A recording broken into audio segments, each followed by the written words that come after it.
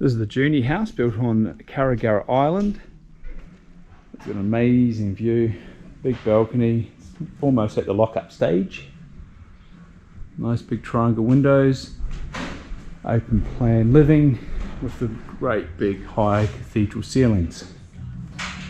It's got 2.7 high ceilings or 9-foot ceilings in the bedrooms.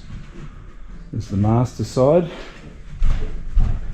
This is the bedroom, walk-in robe, and then the ensuite.